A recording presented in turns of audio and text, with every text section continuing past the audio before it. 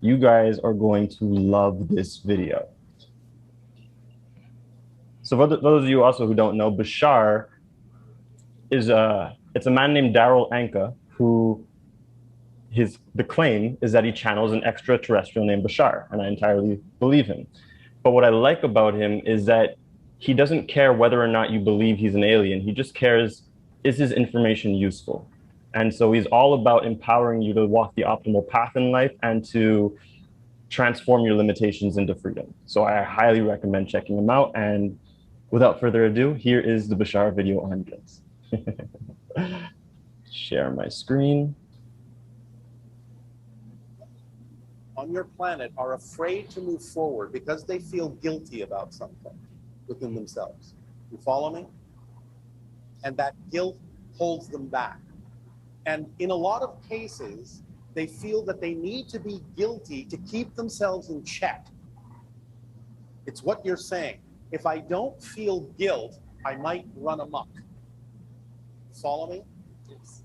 But in fact, just the opposite is true.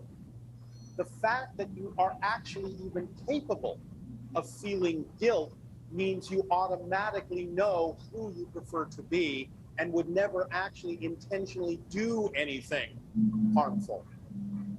Because if you actually believed that you were not a good person, you would never feel the guilt.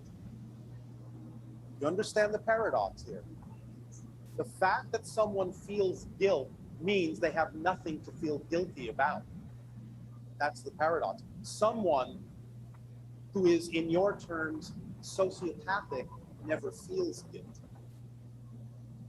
So the fact that you might at first feel the guilt is your signal that you will always pay attention to what you're doing. You will always have a positive intention about your actions. And therefore, you don't need to feel guilty. You can simply rely on the idea that you have an intention to be a good person. That's enough. You don't need the guilt to prompt you into being a good person, because the fact that you had the guilt means you're a good person, or you would never have felt guilty in the first place. So having guilt once is enough to tell you that you don't need to feel guilt anymore about being who you truly are. Is this making sense to all of you? All right. Bashar dropping the bars. Bars. Bro, tell me what you think about that video. I think it's awesome. It's right on point. I concur with every bit of it. And yeah, like I said, I think part of where this originates is if we experienced, in the correction of our behavior, if we experienced our parent or whoever, authority, disconnected from love temporarily, and then they're expressing, if we internalize that and connect that to our behavior, then there's this association now of losing love. Right. And so then you stop unconsciously, you stop wanting to do the thing that actually is you or that brings you joy, because you fear you might lose love. Right. There's an inaccurate conclusion. That's why I said on a practical level, it might look like, hey, this is my house. You live here. Don't run around in the living room. Be careful. That's functional, right? That can keep things flowing. But what's not true, and this is part of how to heal guilt or any version of being able to dissolve guilt, it only reveals the truth of your innocence, the truth that you're a good person, the truth in your heart. And so in the example of the kid running around the house, there was no ill intent.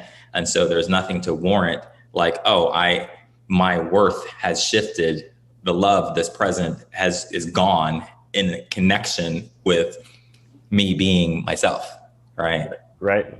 I think that's really what, where it happens. And one thing, this may be worthy of mentioning for the audience here, is that for a lot of people out there who don't know they're operating on guilt because they're in the guilt, what are some ways that you can even notice that? One, you don't feel completely free. Two, like my client said, if you start to feel a sense of resentment or like you're not fully being appreciated, if you're not being prioritized, if you're not receiving in proportion to your giving, then you're probably guilt is operating somewhere. If you have a hard time saying no, that's another sign that you're operating in guilt. Have a hard time saying no. Boundaries. I think that just not fully receiving in all the ways that are important to you in terms of what would nurture and enhance your life on any level. If you feel like that's lacking or missing, in almost every case I've seen, if not every case, there was some sort of guilt present. Yes, yes, perfectly said. And this is why I've always said that guilt is just misplaced love. You know, like this is where, you know, as Bashar said it, the misplaced love is believing that you need to keep yourself in check, otherwise you're going to run amok. You know, so you're like, this is my love, I'm going to keep myself here. But it's misplaced and doesn't need to be there. You can go ahead and be you and trust that you're a good person, and trust that your intentions will lead you in the right direction. Totally. And in relationships, this is also what's kind of manifest codependency, where we want to love, we feel love and care towards our partner or whoever we're in relationship with, and we want to give that love to the best of our ability. But if there's guilt present and a misassociation with when we're in our innocence and our heart's truth and in integrity, and then that we seem to cause pain, or the person thinks we don't love them. Again, if we then try to alter our behavior out of guilt, then not only is it not an expression of love and can't actually be received that way, but then it winds up taking a codependency flavor on, and we take responsibility for someone else's feelings as if we caused the disconnect of love in them by being ourselves. Let's extract on that one a little bit more, because you touched on something golden. I want to extract and expand upon the idea of, I forget the exact words you said, but you said something like changing the way you are in order to please another or to please a situation, thinking that that's being love. Right. It's a distortion of love. The intent inside of it might be you present to the love that's inside you, right? Yes. And so you're wanting to be collaborative, loving, kind, cooperative, compassion, but the actual action, when it gets filtered through guilt, then it's guilt now trying to give a distorted version of care and love, but it's not the actual transmission of the love that you're feeling, because It's trying to compensate. It's not only trying to give love, it's trying to say, I'm not a bad person. I'm worthy of love, right? And so it has a sub-agenda that doesn't allow the love to actually flow.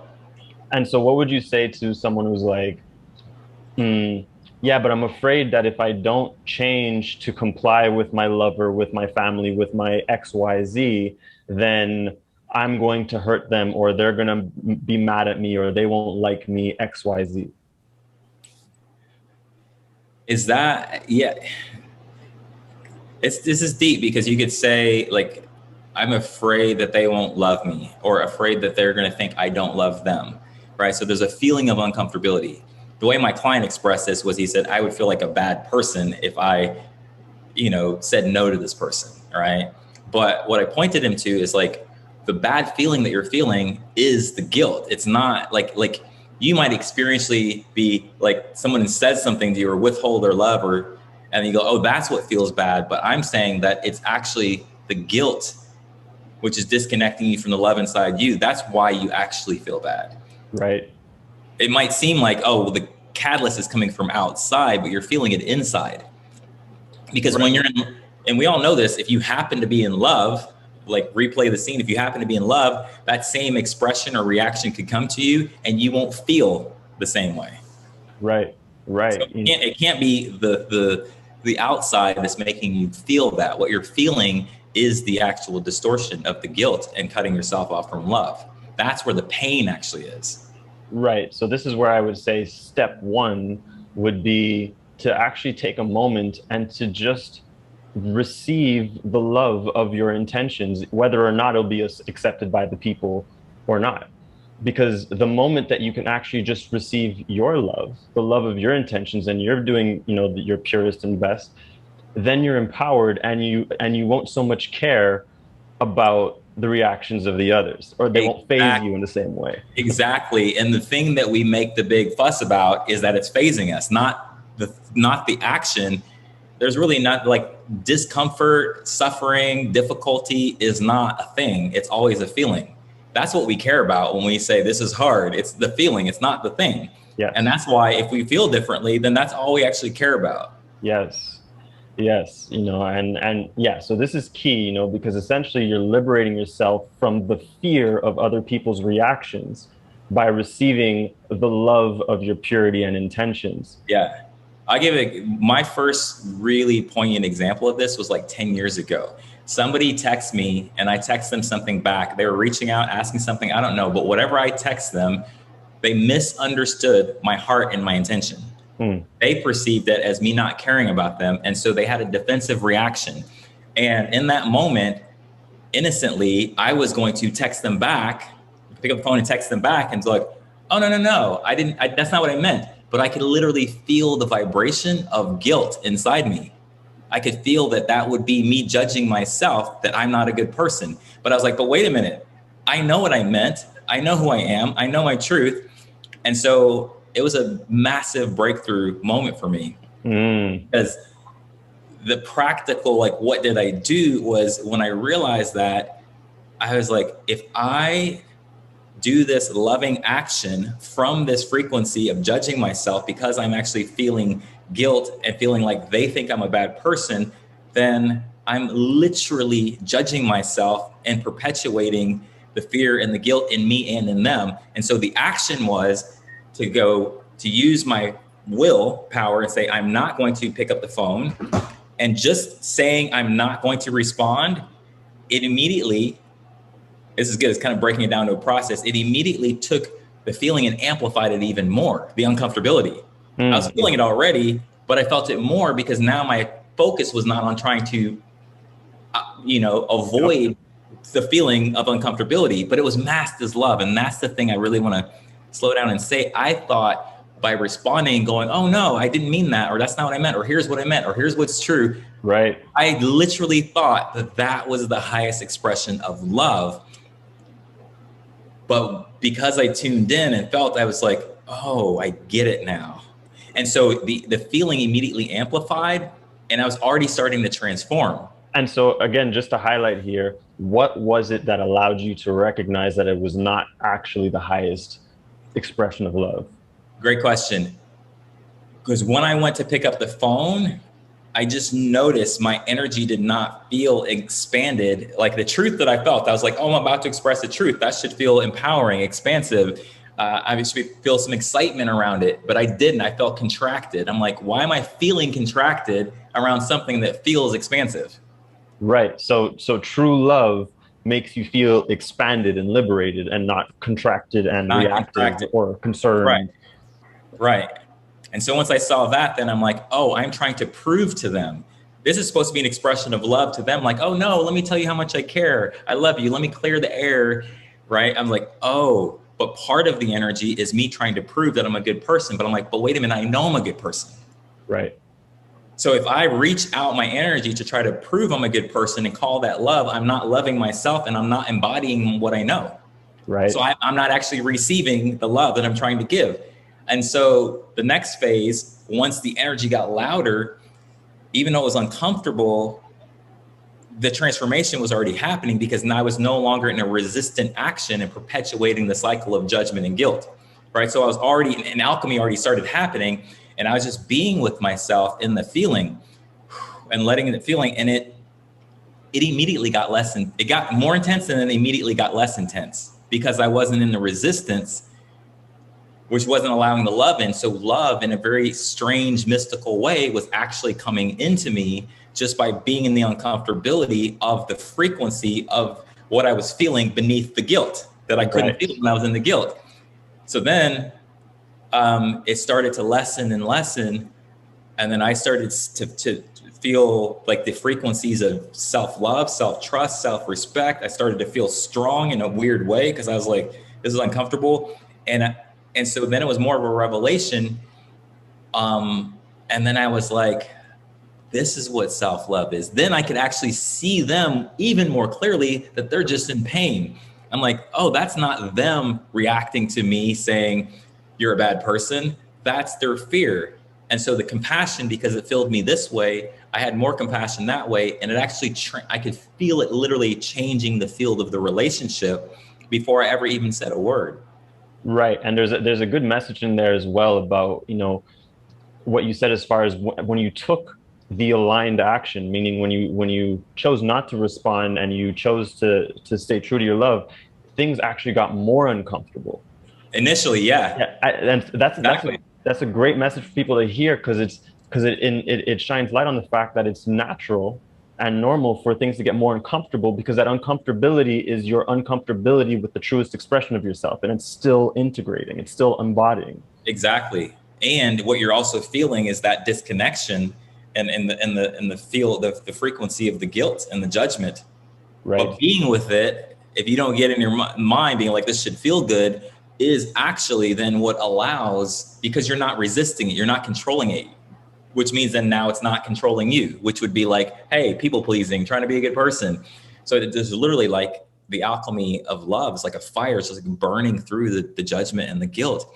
And then the things that came out of that were more of a surprise to me because it's not like I was doing that so that I could be more empowered. I just recognized that I was like, holy shit, no matter which way I try to package this, any version of me reaching out from this place is keeping me in the illusion of fear inside me and inside them. I could do that for 5 lifetimes. And I'm going to still, I realize that this is the leading edge. This is everything right now. Will change my entire life. And I'm willing to die into. And the death part was just the feeling. And then like this strength came in, this self-respect, this self-love, this energy of compassion towards me and towards them. And I was like, oh, this is what self-love is. And I trusted myself more. I know I was more trustworthy. It changed my whole life. Right. That was, I'm so glad I remembered that because it's more of a process to just go. It went from here to here to here to here. And so that transmuted the feeling of guilt, which allowed me to receive what I already knew in my heart. But there was a disconnect for me embodying my knowing. What I knew in my heart was I didn't mean anything. Like I was in integrity. I'm a good person, which means I'm worthy of love. And so I gave myself and received the love of myself instead of trying to express the love from a place of saying, hey, I'm loving and I'm worthy of love. Let me demonstrate that to you in a way that I'd never be able to actually feel it or receive it. Right. From guilt. Right. No matter how hard I tried. So good. So good. Such a good message, and what came to me also is, around the uncomfortability is that, the uncomfortability is also caused that once you realize what the step in the name of love is, and love is another word for oneness, any awareness you still have inside of you of where you're split between two decisions, or between what you just did, you're going to feel the uncomfortability because you're in the realization of the oneness, but still aware of where there's a split. Totally. Beautiful. Yeah. So, and I just think this is such great wisdom and insight, because so many people experience, be it in relationships or otherwise, feel guilt around their desires, be it their sexual desires or their personal desires or whatever the case may be. But if you could truly embody this, the wisdom that was shared in this video, not only will it liberate you from that guilt, but you'll give yourself the permission to explore all your desires without resistance. Explore meaning be open to them, to look at them, without any resistance, and more easily choose the highest one that you actually prefer, which may not be a lower desire, so to speak. So in other words, to make that more clear, you might be a guy who's in a relationship, who has all kinds of sexual desires for other women, and you feel guilty about that. But when you dissolve the guilt through these processes, not only will you be okay with your sexual desires for other women and feel just open to experiencing them, but you're also now open to feeling higher. You're also open to greater desires, such as that of your purpose, where you might go like, yeah, the desires of women are great, but I really want my purpose. And now you have the freedom to choose it because you're not weighed down by the frequency of guilt. Totally. And this is where, loving your desires and even loving what might be a distortion, like giving yourself the freedom to really, truly explore your desire in the absence of judgment, it purifies your desire. And I think that's where you're saying sometimes our desires get projected into things but that's also can happen as a result of guilt, you know, whereas if we are able to have an exploration without judgment, just like, you know, try something on, look at something without judgment, then it actually clarifies more who we are and what's more true for us and what it is that we actually desire. Absolutely. And you know And what? one thing I say, and conversely, if you don't do that and you have judgment or guilt around your desires, around your sexual energy, and then you try to control it, then you can't actually fully receive what it is that you desire anyway. So controlling is like a survival mechanism that might temporarily keep you feeling safe or keep you like you're maintaining the peace, but it really perpetuates a lack of peace within inside you and a lack of knowing who you are and a lack of even being able to even receive what your desires are. And so, you know, even though controlling yourself might be coming from love, it's still a distortion of love. So we can't fully receive it anyway, you know? Yeah, absolutely. You know, because when you're in judgment or guilt, as you mentioned, you're in a form of resistance. And when you're in a form of resistance, this is why they say what you resist persists. You Right. know, so if you're in a state of resistance, which means you're operating from the lower chakras for you spiritual people, and you're, let's say, in resistance to your sexual desires, then of course they're going to persist. They're going to get stronger and stronger, and they're going And to then they feel uncontrollable. Then they feel uncontrollable. And you're like, uncontrol this doesn't feel empowering. I feel feel like, uncontrollable. I feel It like feels like it's freedom's in that direction. It right. feel it'll run amok, Exactly. as Bashar said. But the second you are able to release the guilt and the resistance from it, you'll still enjoy those desires. You'll still enjoy the experience of those desires, but they won't control you, and you'll have access to greater desires because now you have access to your full system, your Right. higher chakras. Which the greater desire is what's going to more fulfill you anyway. Exactly. Exactly. And I can say from experience that this is a game changer and it works and it's amazing. And, you know, it feels so good to, you know, I've shared my story openly with people about, you know, my challenges with sexual energy and guilt and things of that nature. And I can honestly say it is so liberating to be in a space where through dissolving the guilt, I feel so good with all my sexual desires. They're still all there. You know, they're still all there. They all still have a sense of excitement to them even, but they're not as exciting as my purpose. And because I'm all about the highest excitement, that's where my energy goes. And naturally, from me going towards my purpose, I'm just turned on by life. And guess who gets the benefit of that is my lovely lady. Exactly. That's awesome, man. Yeah, the love and the guilt, you know, puts you in integrity with your own heart and also puts you therefore in greater integrity and alignment with spirit and being receptive, you know? Yeah, beautiful, man. Yeah, So, integrity. I like that. Integrity with your heart, integrated. That's the embodiment. Especially if you know something, you know what's true, you know your intention, you know the purity of that. If you're acting in a way that's trying to defend that, then you're acting as if you don't know that, which means you're not able to receive it, your own knowing. And that's right. what keeps it from being embodied. But then how would you act if you really know that you're a good person? So Would you well be said. would you be proving or defending? You might be communicating, but would you be acting from the energy of proving or defending yourself, which is a contradiction to actually knowing what's true in your heart? Right. Right. Absolutely. You know, Because if so you know, then how would you act if you actually know that? If you actually know that that is the truth, then how would you act? yeah, exactly. Exactly. You know, such a core message, you know, and you know, and again, the fear that might come up, and again, speaking from experience, is yeah, but I know I'm a good person, but what if I do something wrong? Well, then that's contradictory to being a good person.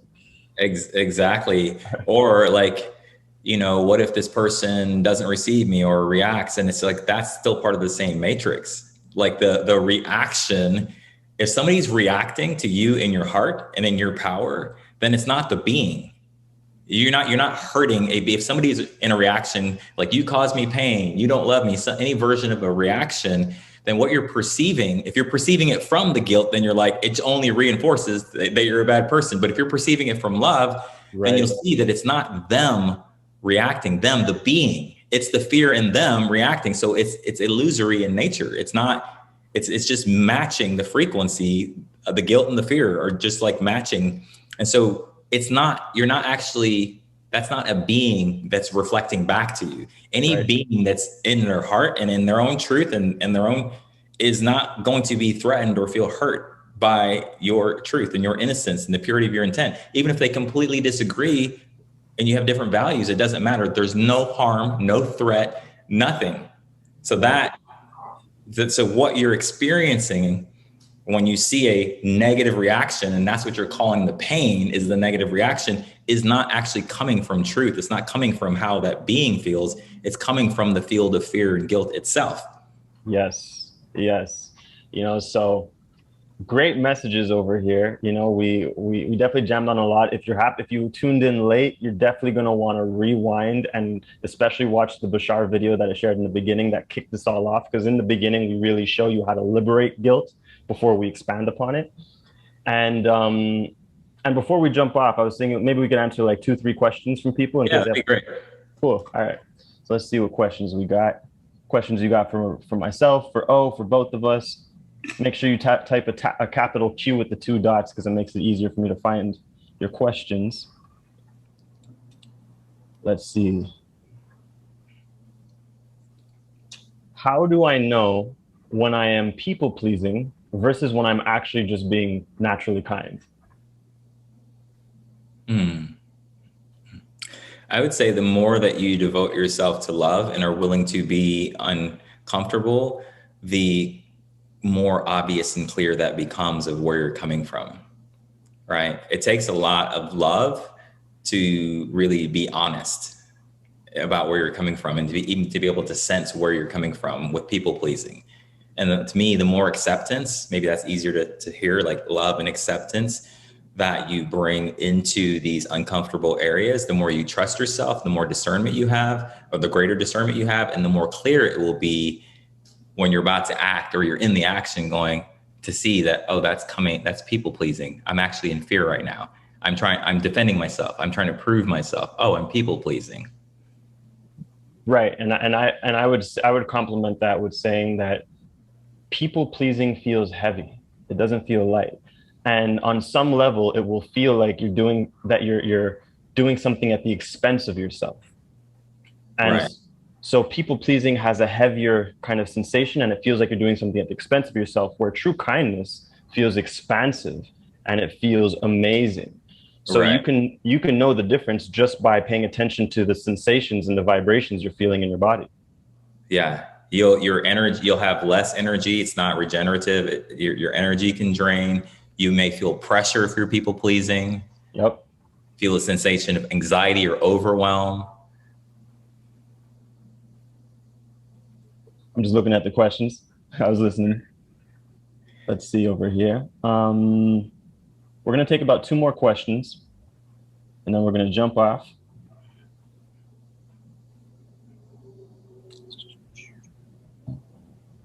Lots of love over here. We're getting lots of love on the stream. Awesome. Where exactly in your body do you find guilt? What is the best way to release it completely? So as far as how to release it completely, you're going to want to go back and watch the beginning of the video because we go extensively into that. And where in your body you feel guilt? I mean, I guess it could be different for each person. Yeah, it's different places. Like it probably registers in a lot of places. Like it's easy to see. The most kind of tangible registering of guilt in your body is in your thoughts, right? In your head, because you'll be hearing things in your mind or saying things like, you know, like I feel bad, or I shouldn't have done that, or I don't want to hurt this person, or like that's physical manifestation. But I think it shows up in your mind, in your emotional body. It depends.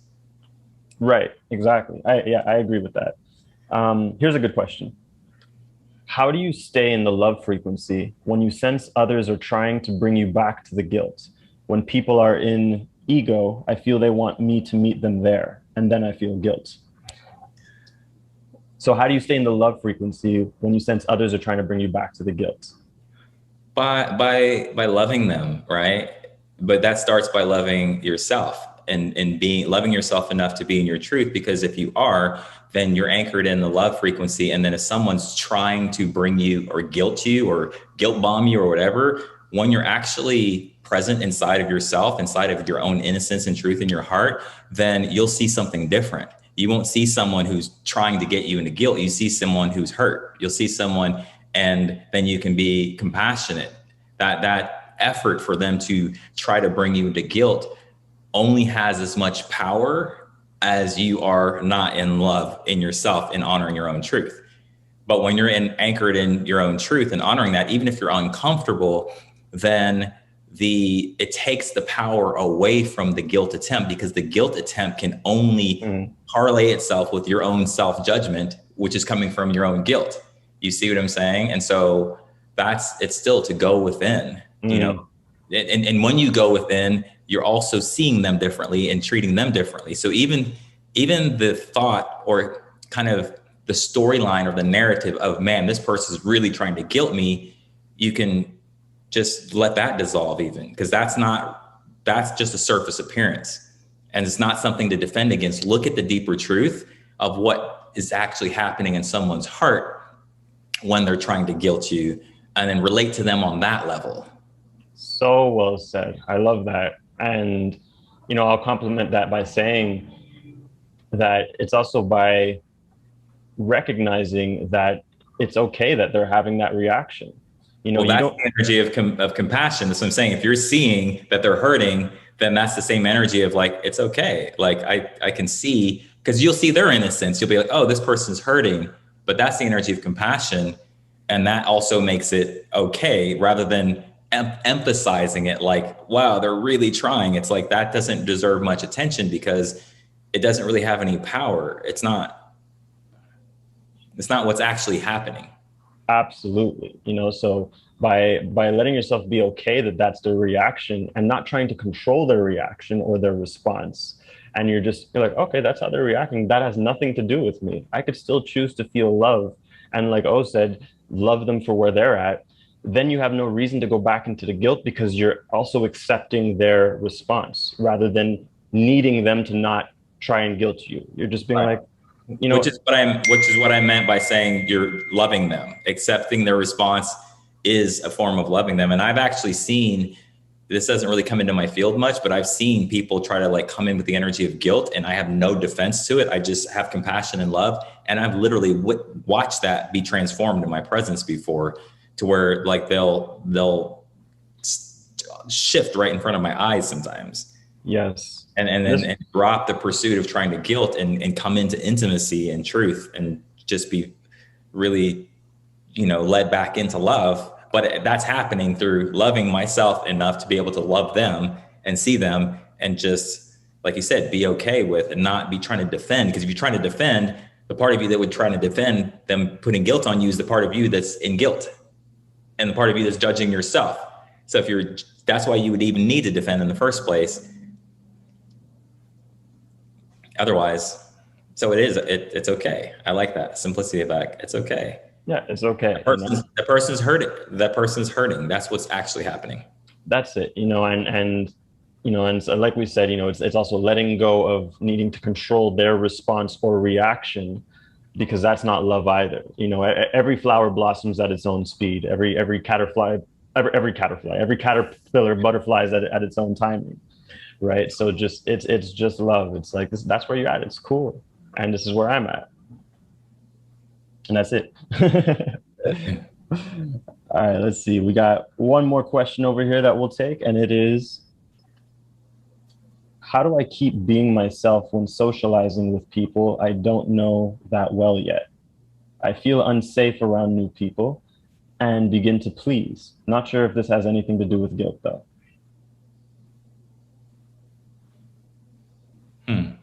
So how do I keep being myself when socializing with people I don't know that well yet? Well, on my end, I would just say it comes down to it's a choice, right? It comes down to a choice of, do you want to choose and be yourself and face those fears and insecurities you might have around being that, or do you want to choose and be yourself and accept that, you know, that's just who you are, and Or do you want to cave to them and choose to please because that might seem more comfortable to you? But at the end of the day, it's a choice of what do you prefer? Do you prefer to be your highest expression, your truest expression, so that you can meet those that actually resonate with the real you? Or do you want to befriend and socialize with people and connect with people who fit with someone who you're not, so that you have to continuously play a role or a character that is just going to suffocate you over time? Choice is yours. The only thing I would add to that is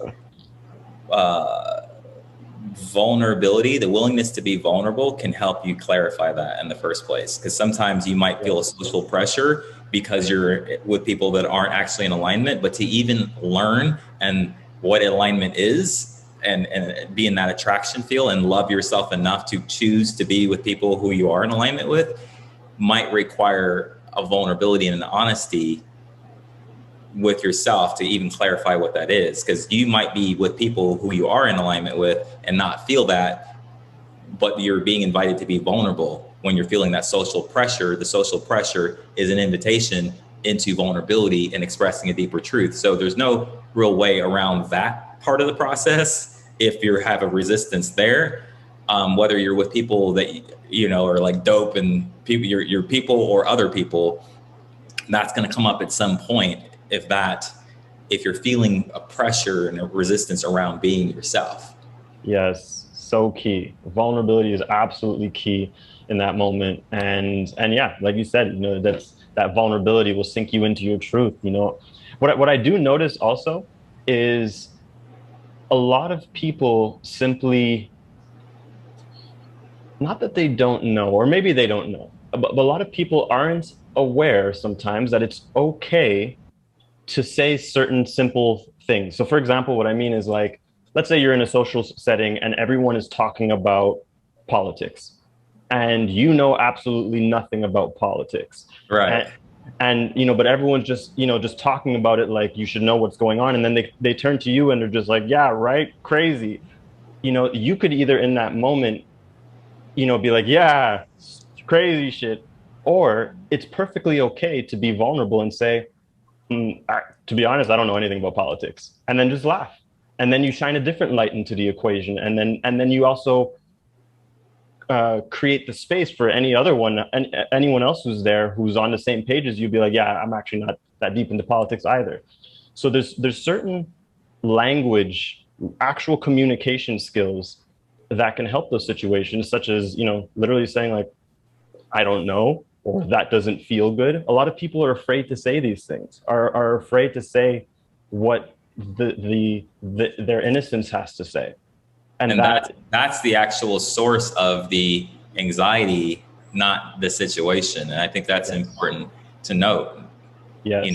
Is that if we're feeling a sense of pressure or anxiety in a situation like that, we are knowingly or unknowingly absorbing some idea or definition, like I should be this, or I should know, or I shouldn't be this. And that's actually what creates the feeling of anxiety and pressure. And so then if you just speak your truth in a moment, even if it requires you being vulnerable, you'll feel an immediate release of that pressure.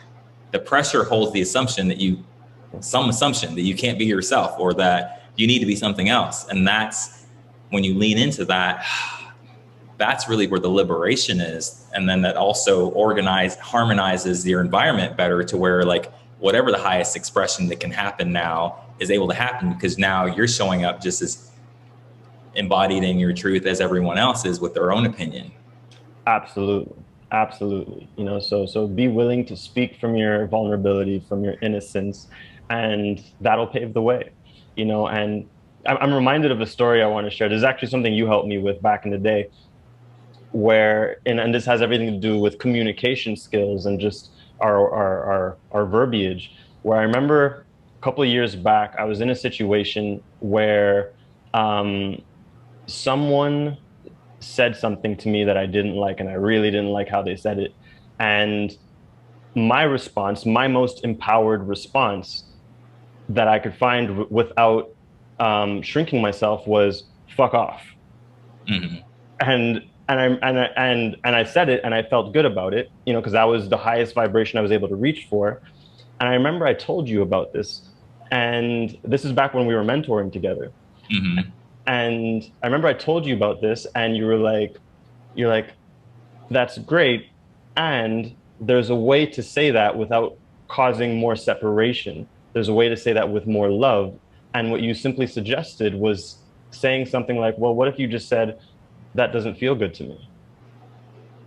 And I remember it was just such, it, it literally blew my mind because I never thought of just saying, that doesn't feel good. That doesn't feel good to me, because now I'm still being open hearted, I'm still standing my ground, but I'm Right. not creating separation. So I Yeah. wanted to shine light on that because it was just such a great example, and it perfectly exemplifies the kind of communication skills that we can develop to help ourselves in situations like that and to continue to be ourselves. Totally. That's a great example, because it's like you said, I like how you said the highest thing you had access to in the moment was fuck off. So in that sense, it's like that becomes a kind of, there is some love there, right? Because you're allowing yourself to receive your truth.